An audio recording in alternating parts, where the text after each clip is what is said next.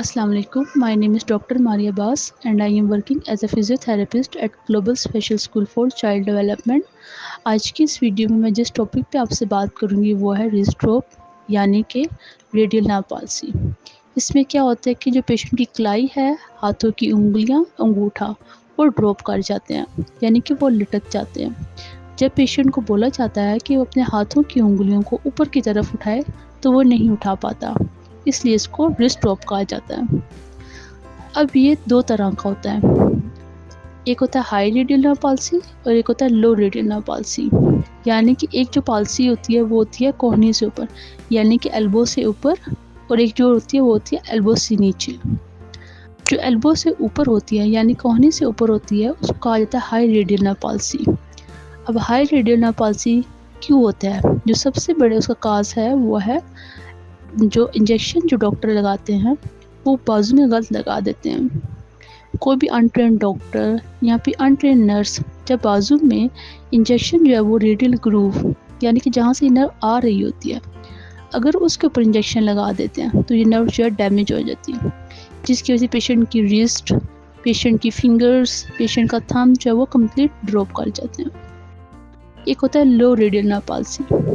अब जो लो radial nerve palsy है ये होती है कोहनी से नीचे यानी कि एल्बो से नीचे। अब इसकी मुख्तलिफ वजूहात हैं। एक होता है फ्रैक्चर, कोहनी का किसी भी तरह का फ्रैक्चर हो गया उस वजह से नर्व डैमेज हो सकती है। दूसरा, जो लोग ग्लास या फिर जो है शीशे की फैक्ट्री में काम करते हैं, अगर वो बाजू पे लग गया है जिसकी वजह से नर्व डैमेज हो गई है, उसकी वजह से भी जो है लो रेडियल नर्व पाल्सी होती है। और लो रेडियल नर्व पाल्सी में क्या है कि पेशेंट की जो सिर्फ और सिर्फ फिंगर्स और थंब ये इफ़ेक्ट करते हैं यानी कि ये ड्रॉप कर जाते हैं। पेशेंट की जो रिस्ट है यानी कि कलाई जो है वो अफेक्ट नहीं होती। अब जो हाई रेडियल नर्व पाल्सी है इसमें पेशेंट जो है वो अपना कोई भी चीज़ जो है हाथ में पकड़ नहीं पाता, उसकी ग्रिपिंग, होल्डिंग जो है वो कम्प्लीटली लॉस्ट कर जाती है। वो कप को हाथ में नहीं पकड़ सकता, ग्लास नहीं पकड़ सकता, कोई भी चीज़ हाथ पकड़ा वो नहीं पकड़ पाता। जो नेक्स्ट वजह जो है वो रिस्ट ड्रॉप की वो होती है कंप्रेशन यानी कि नर्व कंप्रेशन। जो लोग बहुत घंटों तक बाजू की एक साइड पे सोए रहते हैं उसकी वजह से क्या है कि नर्व जो है कंप्रेस हो जाती है, जिसको हम लोग सैचुरेटेड नाइट पाल्सी भी कहा जाता है।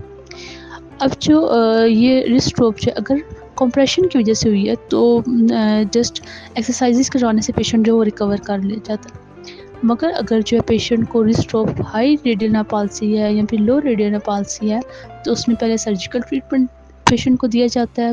अब सर्जिकल ट्रीटमेंट में क्या है कि टेंडन ट्रांसफ़र होता है, फिर उसको मेडिकेशंस की तरफ लाया जाता है और साथ में फिजियोथेरेपी ट्रीटमेंट यानी कि डिफरेंट एक्सरसाइजेस वगैरह से पेशेंट को जो है रिकवर किया जाता है। और उसमें स्प्लिंट्स वगैरह भी आ जाते हैं। स्ट्रोक के ट्रीटमेंट मुख्तलिफ होते हैं, सर्जरी से लेके एक्सरसाइजेस तक, मगर पेशेंट जो कम्प्लीटली रिकवर नहीं होता।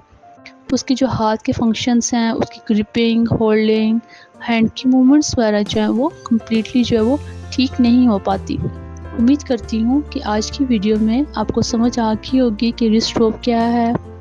मिलती हूँ आपसे नेक्स्ट वीडियो में, तब तक के लिए अपना ख्याल रखिएगा। अल्लाह हाफिज़।